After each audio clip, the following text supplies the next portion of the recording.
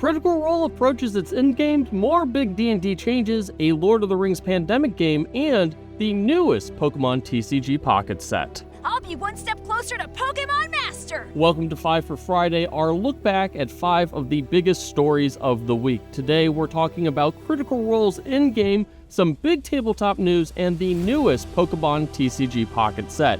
Now remember, if you like these kinds of videos, be sure to like and subscribe to our channel so that we can keep making them. Now, on to the news. Critical Role continued its fight against Predathos in the latest episode that aired this week.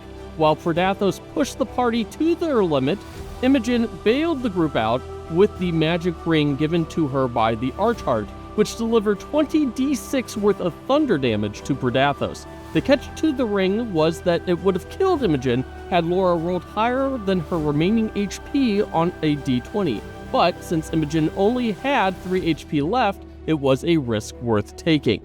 In the end, Predathos went inside Imogen in a weakened state, which was the goal all along. When the party attempted to leave with Predathos in tow, they were confronted by an assembled force of various god-worshipping paladins and angels. However, the party was successfully able to use the threat of Predathos as a bargaining chip to gain an audience with the gods. So basically, it looks like it's coming down to this. Bell's Hells needs to convince the gods to either leave Exandria for good or give up their divinity before Predathos becomes too powerful for Imogen to contain.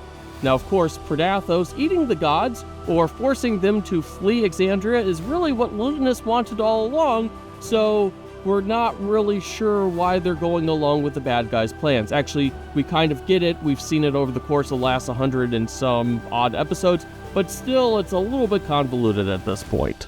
And now it's my turn to take the mic yet again for the rest of the video. Bye, Christian!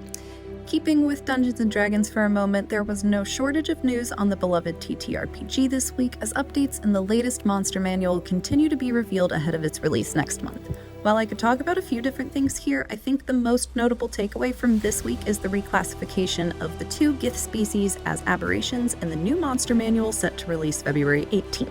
D&D designers Jeremy Crawford and F. Wesley Schneider confirmed the change earlier this week with the rationale that both the Githyanki and Githzerai have been so transformed by living in the astral plane and limbo, they've moved beyond being humanoids. To note, this isn't exactly a new change given that the 2023 Planescape book had several Githzerai stat blocks that had aberration classifications. Now we're gonna move away from Dungeons & Dragons, but stick with tabletop gaming for the rest of the video. Pokémon TCG Pocket announced that the next full expansion coming to the mobile game will be the Space-Time Smackdown, and it's set to release next week. Players will get ready to rumble with the Smackdown offering over 140 cards, obviously including new EX cards, trainer cards, and immersive cards, so I can continue to collect them all and really irritate everyone around me.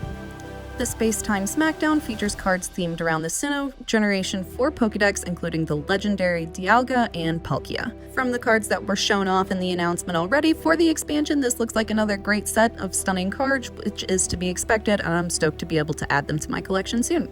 Oh, and I guess to throw in a bonus half announcement, making this kind of a 5.5 for Friday, Pokémon TCG Pocket also confirmed trading will also be available next week.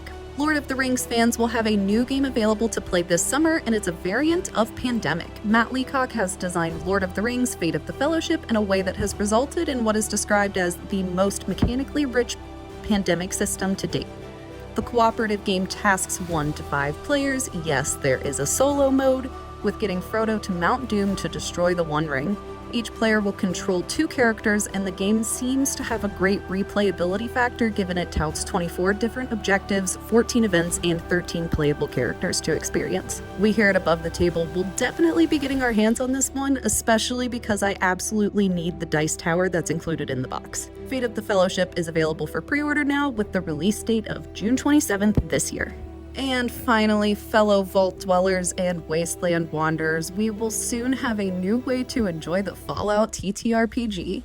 This week, Demiplane announced that they're working together with Modiphius to bring the Fallout Nexus to Demiplane. If you don't already know what Demiplane's Nexuses are and have yet to experience the improvements it can provide to your game sessions, Nexuses are digital companions for use in both online and in-person play. Nexuses lighten the load on game masters massively and help them to have to do less prep ahead of sessions, Plus, Nexus has just flat out made campaign information quickly accessible, and they have one of the best sets of digital character tools available. Now, Demiplane isn't a VTT, but they also noted this week that they're working with Roll20 to release an integration that will allow Demiplane characters to be uploaded to a Roll20 VTT, so be on the lookout for more information on that in the future. That's all for another week here at Above the Table. We'll see you back here next Friday for 5 more bits of news we're sure you'll love.